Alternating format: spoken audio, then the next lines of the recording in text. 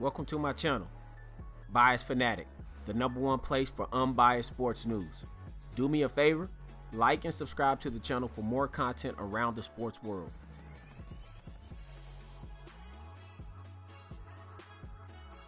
All right, I'm gonna get right into it today.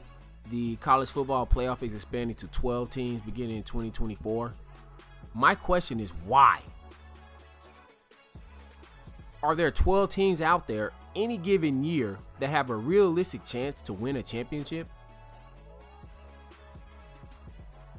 And I know they're trying to get more teams in there from different conferences other than the SEC, but my question is why?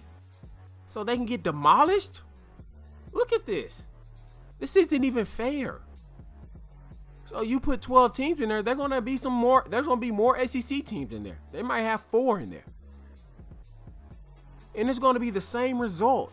At the end of the day, they're just not good compared to these SEC teams. Like, this is embarrassing. It was hard to watch. 65-7? They were on that plane back to Georgia saying they had a time last night. Boy, we had a time last night. Boy, we had a time last night. And these lunatics want to add more teams. Like it's going to produce a better product of college football, and it won't. Like, teams from other conferences need to get better. Need to improve because people want to watch a good game more than anything. And that game was the lowest rated college football title game in history. No one wants to watch that. So that type of stuff is not good for football.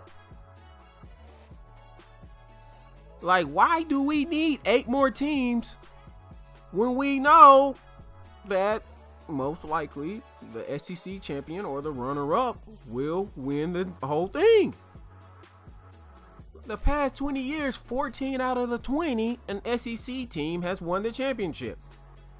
I added a couple more years, 2000. That was the last time Oklahoma won, so I just added that, you know. It feels good to see it up there. But it's not fair. And so, you know, they want to talk about, oh man, we want to bring fairness to college football. It ain't fair. The SEC is winning it every year. How is bringing 8 more teams going to change that?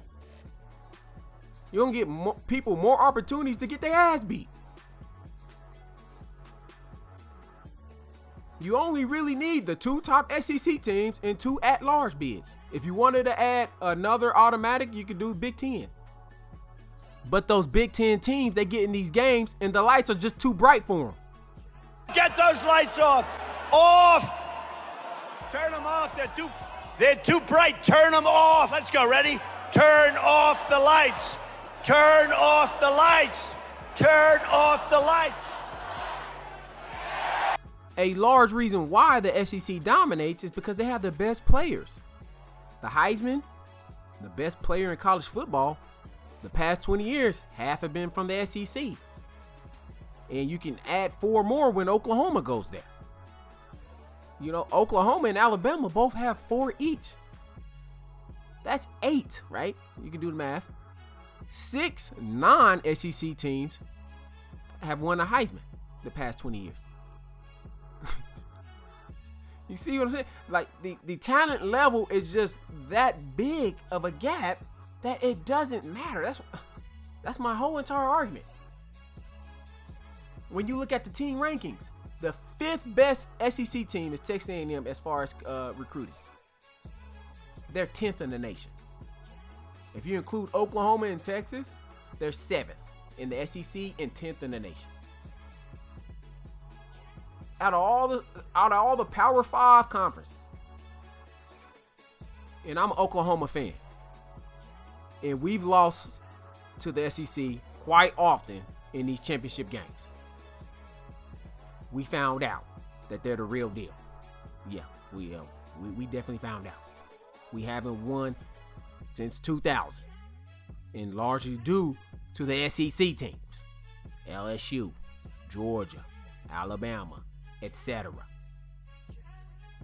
All right, so I know more than anyone the power of the SEC. And so it's time to take off your rose-colored glasses and just admit the truth.